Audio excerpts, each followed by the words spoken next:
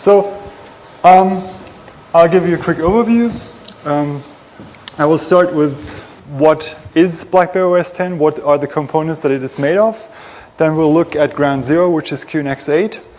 We'll look at examples of possible local privilege escalations, the remote attack surface, persistence on the device and monitoring facilities, as well as isolation that is called BlackBerry balance in this scenario, and I'll present some quick conclusions. Okay, so first of all, traditionally BlackberryOS from BlackberryOS 4 to BlackberryOS 7 has been running on some weird embedded operating system that is proprietary to RIM. On top of this operating system, you have a Java virtual machine, and all the applications that are running there are actually Java applications in a weird format. Now, without any exploits, there was no way to run native code on the old BlackBerries. This even held for malware. I think there was one example of BlackBerry malware that is documented somewhere in Saudi Arabia, and that actually was written in Java as well. So later on, RIM decided to add WebKit to stay competitive with other touch-based devices. This was when the Torch came out. And in order to do that, they had to add a POSIX layer to the platform, which looks really, really weird if you reverse engineer it and see how that is pieced together. So in Pwn to Own 2011, when we first attacked the BlackBerry, that was the thing that we went after because WebKit has a great attack surface, and this POSIX layer gave us the at-home feeling. I mean, you could have gone after other things as well, image parsing and other things, but this just was more convenient. And with BlackberryOS 10, things have completely changed, and you're feeling even more at home now because RIM, or BlackBerry as they have called themselves now, have started using QNX as a foundation. So QNX is an embedded operating system that before was the main use of this operating system was in cars, in telematics units, and other embedded devices. Then at some point they were bought by a company called Harman, and later they were bought by RIM. Now, for the smartphone environment, there's some significant augmentations to QNX. And on top of the kernel and the userland, you have a very weird mix of things running. So there are parts of the personal information manager that are written in Python. So you have like a mix of Python, Qt stuff, and Adobe Air applications running on the operating system. For instance, the settings application and the weather application are written in Air, as I think is the engineering screen, which we'll go into later. Moreover, there is an Android runtime for which you cannot install APKs directly, but you need to convert them into so-called bar files. Doesn't work if the app has native code. And it turns out that many of the applications in the BlackBerry world these days actually are converted Android applications. Okay, so before we continue, I'd like also to give an objective of this talk. So I've thought about this a little bit, and I actually really like the architecture. So this talk is not about dropping wild O-days on BlackberryOS 10, but rather to try to give you an understanding of the architecture and look into some undocumented corners. I see some advantages and some shortcomings compared to other smartphone operating systems that I'll go into. And I have decided not to look into the proprietary architecture that is the BBM and the BES. I have looked somewhat into that, but I then saw that this would be like another talk if you want to do this in a detailed fashion. There is some very good previous work by Zachlanier and Ben, sorry for writing it with 2 N, sorry, typo, Ben Null about void camping the BlackBerry playbook. So in principle, the playbook was apparently like the testing platform for RIM, and the BlackberryOS 10 is a direct descendant of tablet OS, as it was called there. So for the playbook, there exists for all the versions a so-called Dingleberry jailbreak. I actually had to look the meaning of that word up, and then I was rather disgusted. So how that works is it uses the fact that the backups are not signed and uses the backup restore process to override a Samba configuration file, and using that you can execute commands as root.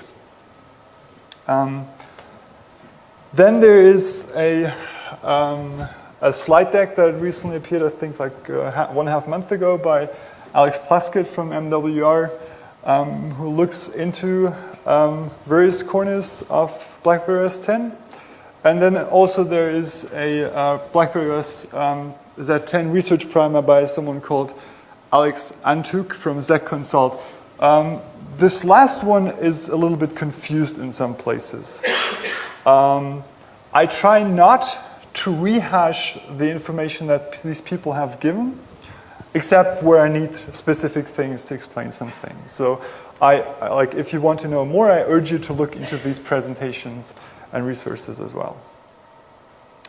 Okay, so again, what's QNX? So QNX is a POSIX compliant microkernel. The last standalone release that you can download is version 6.5. And for tablet OS, version 6.6 and 7.0 are underlying, but these are not available outside of RIM as far as I understand. And there's another interesting thing which is called the QNX Car2 platform, which is will be used by Porsche in Bentley, and this is also based on QNX 8. Now, there was a period of time that the source code was openly distributed, not in like an open source sense, but like you had to register and download it or check it out from their SVN between somewhere in 2007 and 2009. And you can still find copies of that online on some Chinese sites, or I think I found mine on some Brazilian university FTP server. And that is actually, if you want to dig deeper into the kernel, that is a very, very helpful resource, because then you don't have to reverse engineer the whole thing. There have been numerous changes, but it's good to know what the starting point is. So what are the responsibilities of this microkernel? This is very basic. So as microkernels work, they only have very basic functionality. So what this thing does is basically message passing, memory management, process management, and debug and tracing if you have instrumentation enabled. Oh, and process loading, of course. Now, device drivers, file systems, and networking are not in the kernel. All that runs as user space daemons. So if you look at it, you have this thing down there running in ring 0, and all of the things. I mean, these are just examples that will run on these phones. Of course, there's lots more things going on. But I think all of them except for the menu service run as root as well, which is kind of important. So they all run in user space. Then there's something that if you're used to POSIX operating systems but you've never seen QNX before, this will look weird for a second, but it's a very important mechanism in the system. This is the QNX persistent publish subscribe system, which basically gets mounted into root PPS, and this gives processes and threads on the system asynchronous communication abilities with persistence beyond reboots. So in QNX, the data that is stored here is usually binary. For QNX 8 in BlackberryOS 10, they actually have JSON encoding all that data. I think the same was the case in the playbook as well. So this is also a central storage for many system settings. Think of it also like kind of like a registry for some things as well. Here from the Windows world. Now,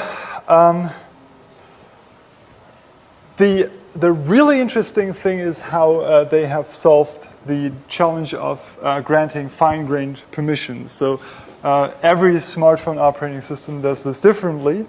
Some don't do it really at all. But for instance, like Android has these intents, and you can grant fine-grained permissions, for instance, for the camera or address book when you install an application. And how BlackberryOS 10 has a gazillion permissions, and how they're actually mapped to the operating system layers by a process called authman.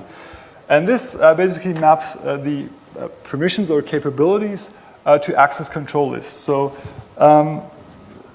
someone apparently here was a really big fan of the POSIX 1.2e ACLs. So if you look at the file system, like every second file on average will have an ACL attached to it. And in most cases, that's actually done dynamically by authman. And how this works is by the application requesting permissions through a device, and authman granting them according to configuration files which are stored in etc authman. And in these, you can actually have like macros for other things. So for instance, if you want access to the personal information manager, I think, or private or personal information manager, then you have this access PIM, right?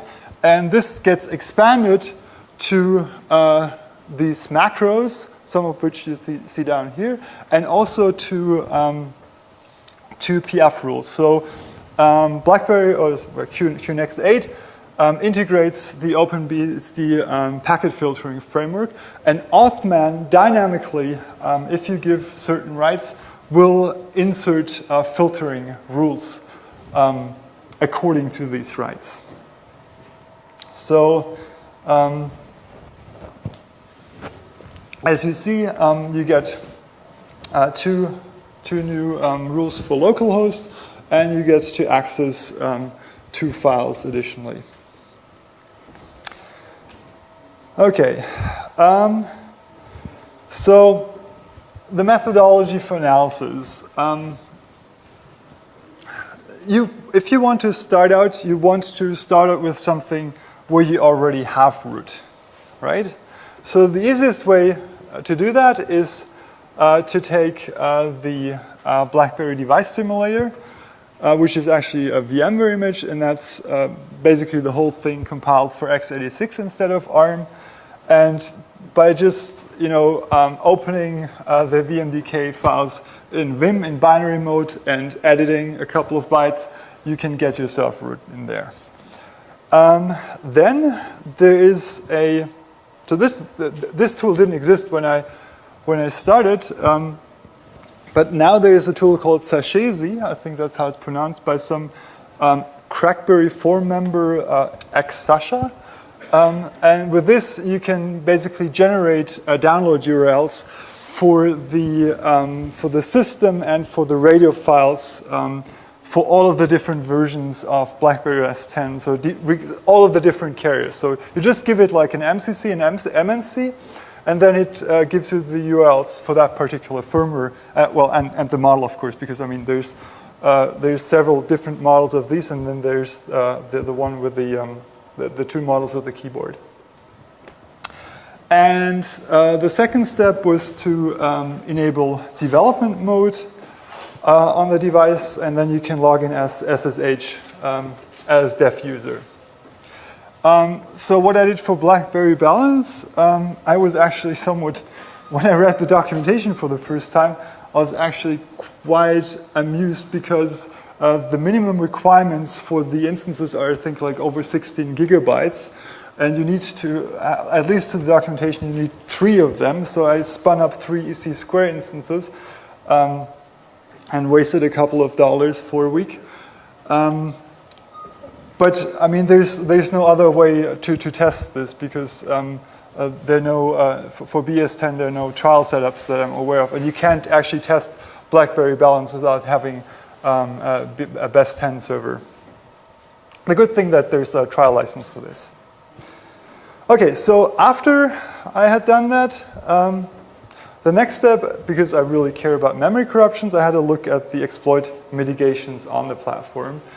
And they're actually quite good, except for one thing. So they have a toolchain with ProPolice built in. They use data execution prevention, so the XN bit on ARM. They have full ASLR, so the system binaries are pi-linked. The toolchain also builds pi binaries by default, and they have full Ralvo on the ELF binaries. I didn't notice any heap hardening. I mean, I had expected some, but there doesn't seem to be any at the moment. Okay, so then I thought, okay, starting with a memory corruption is probably a little bit overkill. So let's have a look at what other things there are on the platform. And there's this crate directory scripts that I really encourage you to look into. And there's one example. Also, this is nice because it shows the advantage of the microkernel, and I'm not giving you away a root escalation on the platform. So there's a program called PIDIN, which is the bastard PS on QNX. And this doesn't, as many other utilities on QNX, it doesn't filter the output. So you can actually have things like backslashes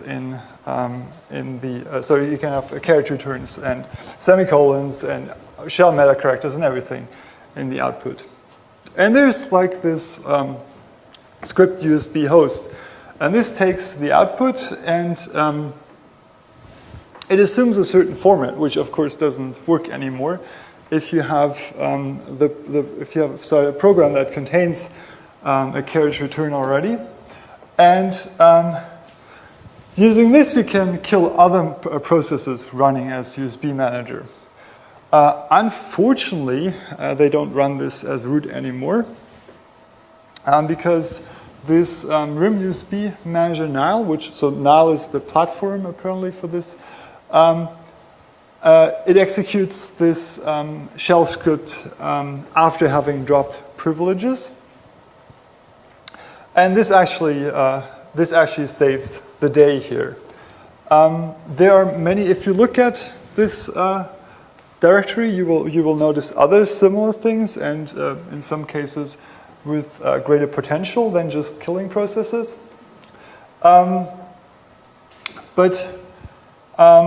What I started noticing was that from 10.0 to 10.1, RIM really seems to have realized that running so many things as root is not a good idea. In each release you see that they take some away, and this really mitigates these kind of problems.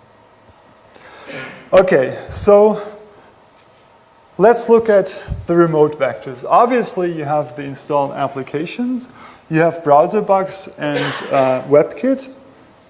if you take just look at the version of WebKit that they're using on the platform you're attacking, and then you look at trunk, and then you look at all the test cases that are in WebKit trunk for reproduction of various memory corruption vulnerabilities.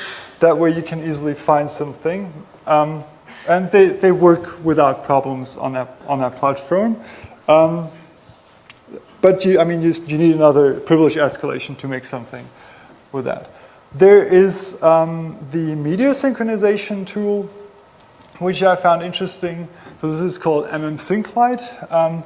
I find that particularly interesting because this is something for basically generating thumbnails of all different multimedia files that drop on your platform. And this runs in the background, and obviously it needs to parse those image files.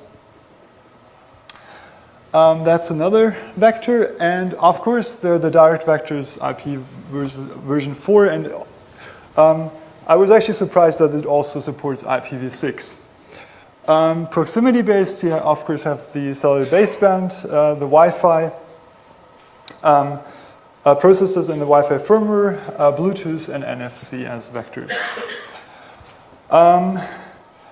Now for IP, that's really interesting because I noticed several crashes in their IP stack, which I think in the year 2013 shouldn't happen anymore.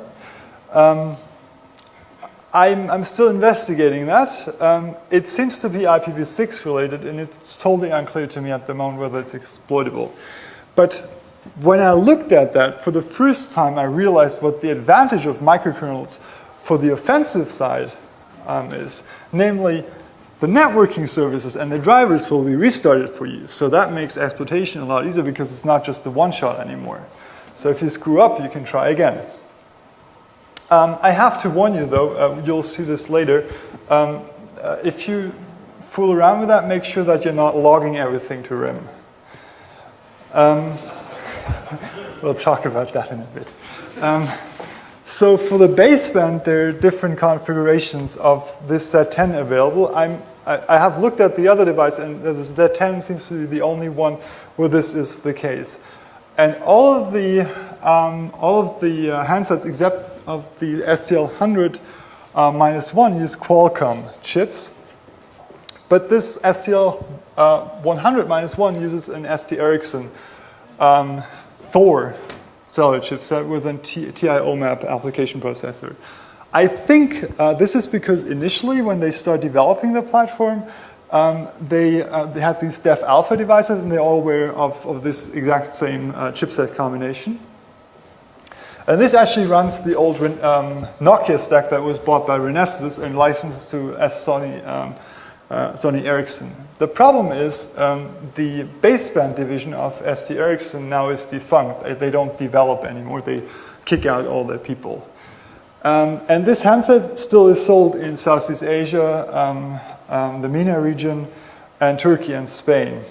From the baseband difficulty levels for an attacker, it's significantly easier to attack this one than to attack the Qualcomm chipsets, because as far as I'm aware, currently there are no published techniques for wrapping on hexagon.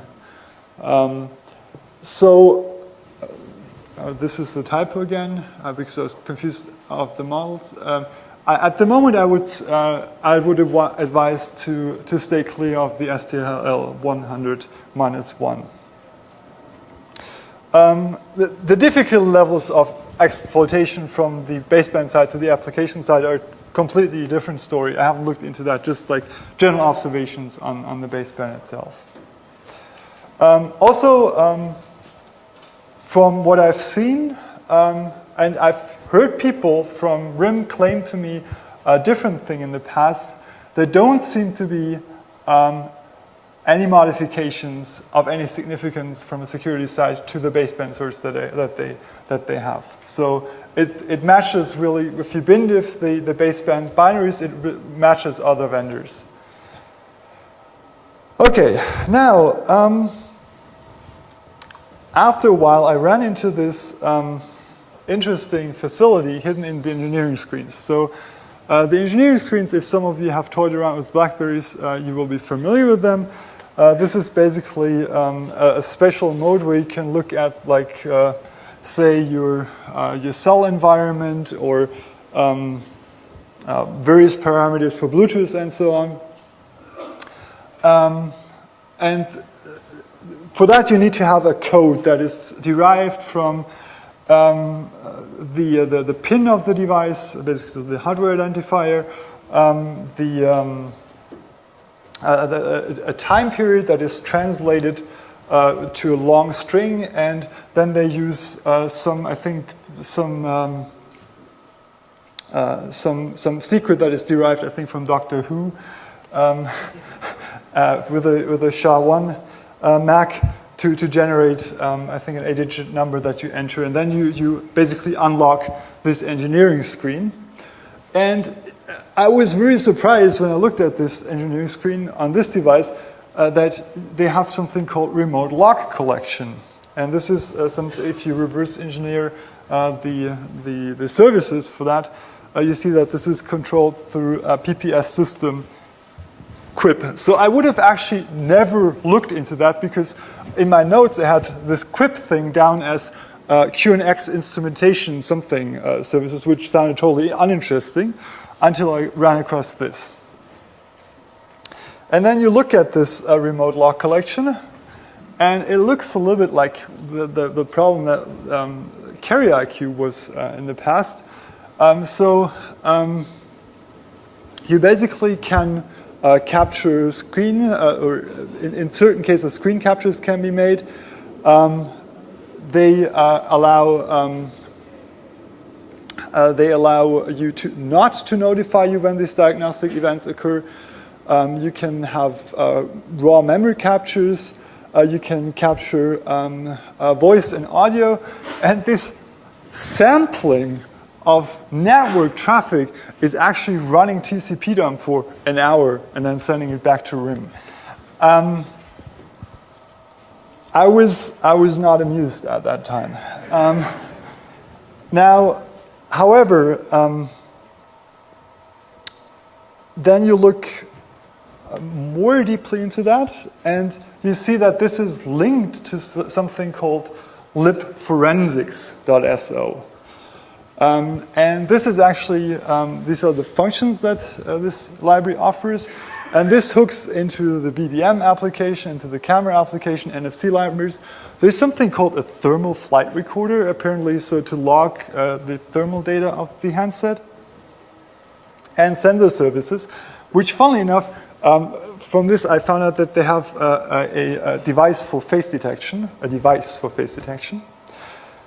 And then the question for me was, like, how easy is it to actually enable this? And it turns out that there's actually some cryptographic protection for this. And there's several classes that you can be in. You can be a RIM employee, can be a carrier tester. And they have tokens that are signed and verified. Actually, they're signed a little bit obfuscated. The tokens that they store are a little bit obfuscated and signed. And I found it somewhat curious that the path that they have for the individual tokens is the download directory. So if you accidentally download something as QUIP-auth, then the next time you can be introduced to this logging facility. And if no valid token is found, there's a list of different carrier tokens that is tried. And also there's an override property that you can use to force enable this, apparently. And then you look at example tokens just to see what the general setup of these is. And they have a field called auth activation message, which is very nice because that way they inform the user that this is being performed to them. However, this is not something that will be displayed in general. This is something that is set in the token. So if I want to enable this without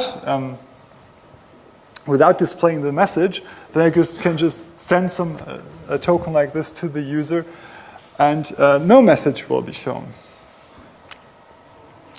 And the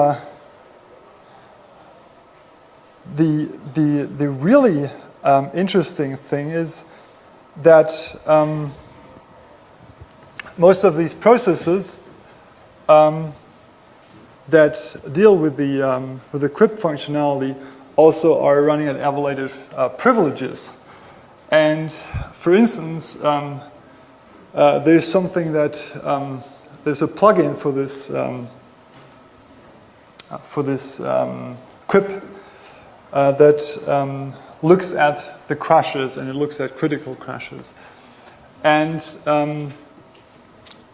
crashes are stored in var log, and they're stored according to the process name that has crashed. And again, there's no filtering going on any of the characters, so the proc name may contain shell meta characters as well. And then you see that this crash monitor, there's various dances with these log files or these core dump files in var log that all involve executing system. So this is not only useful for logging. That's what I'm trying to tell you. Okay, that was the fun part. Now let's talk about the more problematic part. Initially, I had strong hopes that persistence on the platform would be hard because the device is a trusted boot device. So the system binaries, when you boot up the device, will be verified according to a chain of trust. And there's actually a file for that for the bootloader to verify. However, if you compare the code verification that they claim to have, then you see that the code verification is not actually going on at the binary level. So it's not actually binaries that are verified for installed applications, but basically the code verification happens at install time of the application. So in some other presentations, people claim if you're a dev user, you can copy binaries to the system and execute them, but that's not true. If you're any user, you can copy binaries to the system and execute them. It's just you can't, unless you have some exploit, you can't install forged packages easily. But you can totally get binaries on the system that remain there, and then there's another trick that you need to do to get them executed after every boot. So persistence on BlackBerries at the moment is significantly easier to achieve than on last generation iOS devices, because on iOS the verification actually is on a page level of the binaries, right? So it's actually the loader and the kernel that work together. But it's somewhat, if not significantly better than for most Android phones, as you're probably aware of. Okay, last but not least, we'll have a look at BlackBerry Balance. And BlackBerry Balance is the solution that they have for separating your phone into two environments. They call this parameters or domains, depending where you look. And basically, you can have a personal parameter in which you have your Facebook, Twitter, whatever, all of your Angry Birds. And then you have an enterprise parameter, which is connected to your corporate network, where you have your corporate applications and your corporate email and so on. When I saw this for the first time, I was wondering, hey, how does this work? I mean, why do things show up in the BlackBerry hub from both sides? How is this integrated? And then I looked into that, and it turns out that the implementation is actually just by having different user IDs and group IDs for both sides. So basically, if somebody gets root on the device, it's game over again. So initially, I had hoped there was some deeper mechanism involving trust zone to make the separation, but this turned out not to be the case. And the perimeter manager is the thing that actually implements all of this, that that gets the policies back from the enterprise server. And this basically translates the security policies to things that are usable for the rest of the system, for instance, to Authman configurations, and also allows for optional two-factor authentication with the smart card. But I mean, really, if it's sufficient to root the device, I don't know why you need a smart card. You also have separate networking environments for both the enterprise and the personal perimeter, and encryption of both the personal and the enterprise data as possible. Now, the advantage of BlackBerry Balance is that it gives the administrators a lot of policies to force on the average user. So, for instance, you can disable a camera and stuff like that, or disallow things like Facebook. As a real security mechanism, I don't have very much faith in it at the moment, to be honest. Okay. Overall, however, I have to say that using a microkernel is much, much saner than getting bitten by kernel vulnerabilities in features that you don't use. I think there were several of these lately in various Android versions. However, the fact that the platform security fundamentally hinges on privilege escalation exploits not to be possible, I don't find that very comforting. And moreover, the fact that they don't have any other mechanisms to prevent that if somebody is able to escalate, that another fail-safe mechanism kicks in. For instance, you could have something like a trusted MAC or trusted BSD where you restrict system calls. This I find somewhat discomforting. So the fact that the only way of sandboxing that they have is through user IDs and group IDs, but there's no finer granularity. This I find somewhat problematic. And with this, I'd like to close, and I'll answer questions. Yes? Is the only sandboxing architecture what is called BlackBerry Balance? So you have one personal app can read the contents of another personal app? No, it can't. So because I actually wasn't talking about apps at all, but apps will be generating different, so installation of an application on the device will trigger generation of a new group ID on the device. So if you have two different applications, they will live with two different group IDs. So the problems only arise if somebody gets root on the device.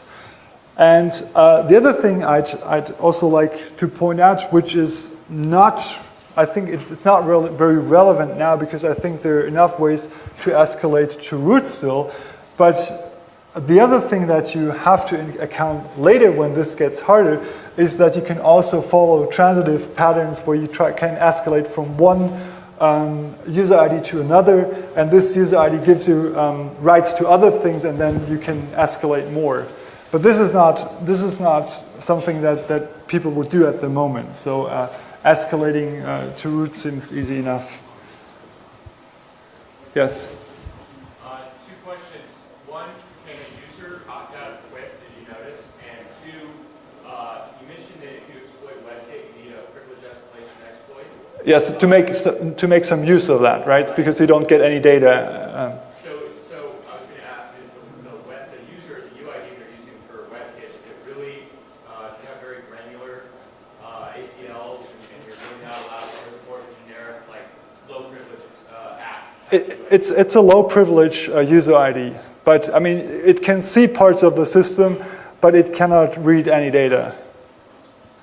And what about Quip? Quip, you can disable it if you go to the engineering screens. I haven't found out a way of testing whether Quip is enabled for you without actually going to the engineering screens, which I find somewhat disconcerting. I hope that all the cases where they enable Quip, they show to the users. But I don't know that at the moment. Yes? I want to ask another browser. So eventually it's WebKit based, but is there any isolation within the browser, like tabs, different processing, and like this? Yes, I mean, so they have different user IDs, but not any isolation that was meaningful to me. So not like, for instance, WebKit 2 or Chrome. So the isolation seems to be more from the logistics side of rendering things. Yes? You said once the root get root privilege, game is over. But how is the root detection mechanism in BlackBerry? Is it if you root the device, is BS server will immediately detect somebody rooted this device, or the root detection is not? I haven't seen anything, but I mean, once you root, the only thing that is protected from you is the kernel. And I haven't seen anything in the kernel that would try to do any kind of detection that the device is jailbroken, and I haven't seen any daemons that try to detect that. But if you have daemons, then you can easily defeat that. It would only be meaningful if you had this in the kernel. Yes? Do you have anything that indicates that Quip isn't off by default? No? Okay. Yes. Yeah. Yes.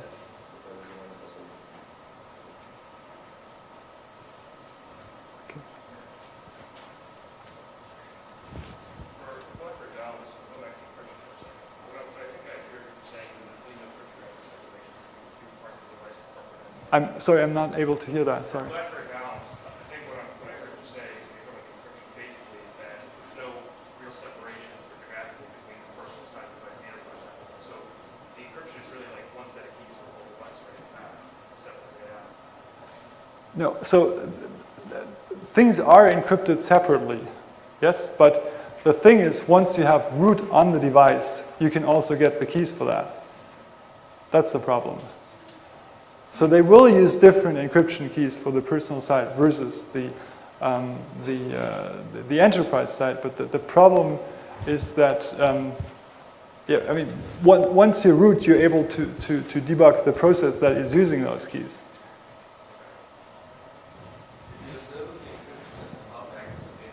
See? Sorry, can you repeat the question, please? Yes? Honestly, I don't know. I haven't looked into that. But that's a good question, actually. Thank you. Yes? Do you know if it will let QMX come out as a standalone release? I don't know. I think people behind you would know that. So I actually have to say that I briefly looked at the encryption mechanisms of the platform. This is also why you don't see anything in my slides. The encryption mechanisms, they look perfectly fine from what I've seen. The problem I see more in the system security side. Have all the things from QNX I haven't seen anything, no. But that would be interesting, yes. Okay. Any more questions? Sorry, so I've also just looked at BlackBerry for the short time, but I see what happens is that when you put it into developer mode, it does start kind of a web service that you can Yes. also get. And what I saw is obviously you can't just, if you go and make a normal connection to it, get to it. And what I saw from taking the simulator and the binary, that obviously there's some user agent that they look for. This is actually interesting. So there's, okay, but go on, sorry. Yeah, so sorry, what I say is that obviously they use the web service that you're allowed to actually push apps using what they call, obviously using Samba. Yep. Like if you had that, push the apps on. And you were saying that there's kind of no heap-based protection. So how would I maybe go into that? Because I'm looking into ways to use the web service to maybe see if I can push malicious apps through there or see if I can find vulnerabilities from. So wait, you have like a heap exploit that you. Well, it's basically the question because if you log on as a dev user, obviously the dev user can't access say slash applications to actually look at all the installed applications and all that. But sorry, and just if you push obviously the app through the web service through Samba, it obviously does get installed. So that does seem like a high level of privilege happening. Yes, correct. So Yes, so the QCon, so there's a couple of web servers that are running, and there's a daemon called QCon which is responsible, and the QCon actually is running as root. If you SSH into the device, what happens is that QCon actually starts a thing called QCon door, and this depending on which key you authenticate with, will give you either dev user, or there's a different 1024-bit RSA key that can also give you root on the device. But I understand that's probably what RIM is using to develop on the devices. But that definitely is a service that is worth looking into. As for the web servers themselves, I noticed so some of them that are exposed are the so-called Bosodic HTTP server, and they were running as root in 10.0, but they're now running under their own user IDs in 10.1, and there's apparently a different mechanism to make that happen, what you described, when you push an application. But I mean, that's what I was saying before. Iteratively, they try to take privileges away from all high privilege daemons that are running on the device. Did I answer that question, or because I'm not sure, because I haven't gotten into the heap part, but I didn't quite see the relation as well. You mentioned that you didn't see any heap-based protection, so yeah, so basically, yeah, so what I was saying is like usually, no, well, not usually, but other operating systems these days have heap hardening mechanisms where they basically make heap metadata corruption harder, or where they have cookies for the pointers to make sure that people cannot easily screw with the allocation mechanism. But this I haven't seen on this platform. Yes? Other than the UID and UID separation, what are the sandboxing you think will make this better? Sorry, what would make this better? What are the sandboxing do you think would make this better other than the UID and UID? Well, so although the number of system calls on QNX is greatly limited compared to, say, Linux or any other more monolithic operating system, I still think it would be a good idea to restrict for things like a render process, like for WebKit, the things that it can do. So in principle, if you have a render process, the only thing that you need to do is you need to compute a little bit, you need to read input, you need to write output. So that's just 2 system calls for you after you've set everything up. So this is, for instance, the seccomp, the idea of the seccomp sandbox under Linux. So something like this would be a good idea, or the more fine granular thing that you have with Acid Linux or with Trusted BSD and Trusted Mac, where you actually attach paths or objects to system calls and basically have policies that say, okay, if I execute this program, I will only allow this program to access this particular path space and only these system calls.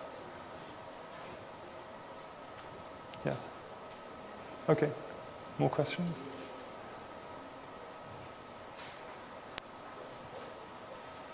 Yes. What I'm seeing in some of these apps, if you look at Windows, say 8, they've got maybe a runtime broker service that actually holds or the communicates between the metrics or alpha. And what I saw on BlackBerry is the app process obviously containing the app or the BlackBerry store apps that are running or the actual apps or the mobile apps.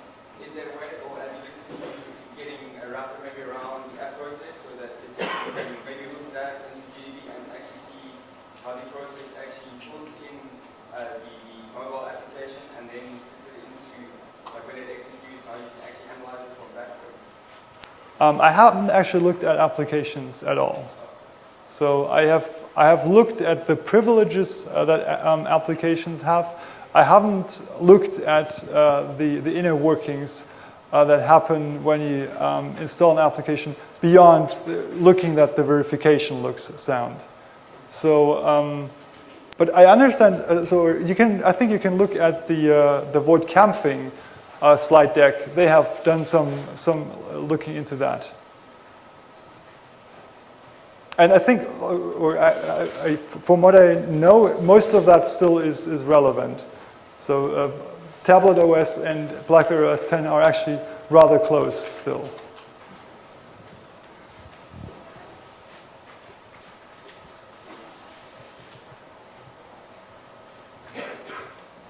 Okay.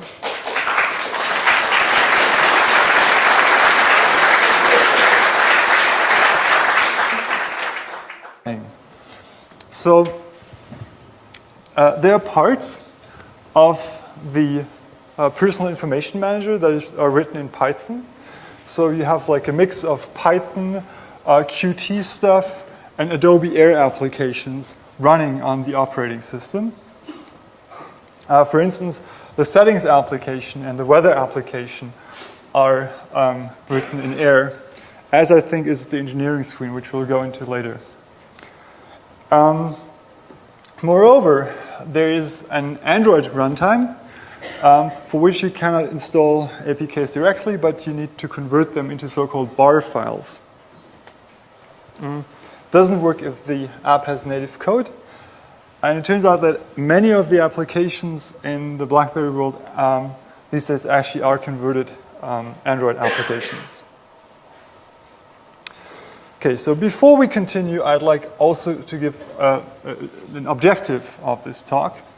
So I've thought about this a little bit, and I actually really like the architecture. So this talk is not about dropping wild O-days on BlackberryOS 10, but rather to try to give you an understanding of the architecture and look into some undocumented corners. I see some advantages and some shortcomings compared to other smartphone operating systems that I'll go into. And I have decided not to look into the proprietary architecture that is the BBM and the BS. I have looked somewhat into that, but I then saw that this would be like another talk if you want to do this in a detailed fashion.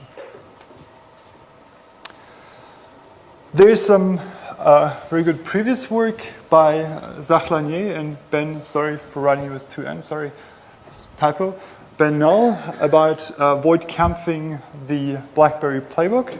So in principle, the playbook was apparently like the testing platform for RIM, and the BlackberryOS 10 is a direct descendant of Tablet OS, as it was called there. So for the playbook, there exists for all the versions a so-called Dingleberry jailbreak. I actually had to look the meaning of that word up, and then I was rather disgusted. So how that works is it uses the fact that the backups are not signed and uses the backup restore process to override a Samba configuration file, and using that you can execute commands as root.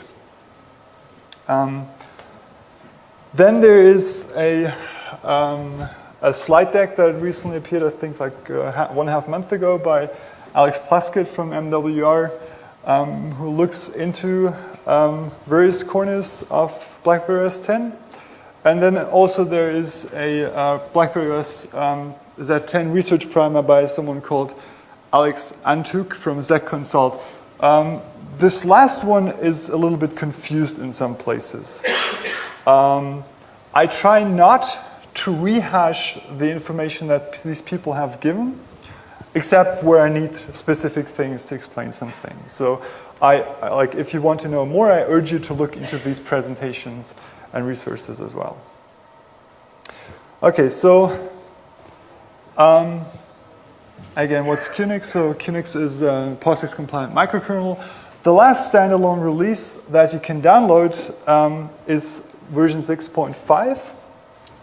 And for tablet OS, version 6.6 and 7.0 are underlying, but these are not available outside of RIM as far as I understand. And there's another interesting thing which is called the QNX Car2 platform, which is will be used by Porsche in Bentley, and this is also based on QNX 8. Now there was a period of time that the source code was openly distributed, not in like an open source sense, but like you had to register and download it or check it out from their SVN between somewhere in 2007 and 2009. And you can still find copies of that online on some Chinese sites, or I think I found mine on some Brazilian university FTP server. And that is actually, if you want to dig deeper into the kernel, that is a very, very helpful resource, because then you don't have to reverse engineer the whole thing. There have been numerous changes, but it's good to know what the starting point is. So what are the responsibilities of this microkernel? This is very basic. So I'll give you a quick overview. I will start with what is BlackberryOS 10, what are the components that it is made of. Then we'll look at ground zero, which is QNX 8. We'll look at examples of possible local privilege escalations, the remote attack surface, persistence on the device and monitoring facilities, as well as isolation that is called BlackBerry balance in this scenario, and I present some quick conclusions. Okay, so first of all, traditionally BlackberryOS from BlackberryOS 4 to BlackberryOS 7 has been running on some weird embedded operating system that is proprietary to RIM. On top of this operating system, you have a Java virtual machine, and all the applications that are running there are actually Java applications in a weird format. Now, without any exploits, there was no way to run native code on the old BlackBerries. This even held for malware. I think there was one example of BlackBerry malware that is documented somewhere in Saudi Arabia, and that actually was written in Java as well. So later on, RIM decided to add WebKit to stay competitive with other touch-based devices. This was when the Torch came out. And in order to do that, they had to add a POSIX layer to the platform, which looks really, really weird if you reverse engineer it and see how that is pieced together. So in Pwn to Own 2011, when we first attacked the BlackBerry, that was the thing that we went after because WebKit has a great attack surface, and this POSIX layer gave us the at-home feeling. I mean, you could have gone after other things as well, image parsing and other things, but this just was more convenient. And with BlackberryOS 10, things have completely changed, and you're feeling even more at home now because RIM, or BlackBerry as they have called themselves now, have started using QNX as a foundation. So QNX is an embedded operating system that before was, the main use of this operating system was in cars, in telematics units, and other embedded devices. Then at some point they were bought by a company called Harman, and later they were bought by RIM. Now, for the smartphone environment, there's some significant augmentations to QNX. And on top of the kernel and the userland, you have a very weird mix of things running.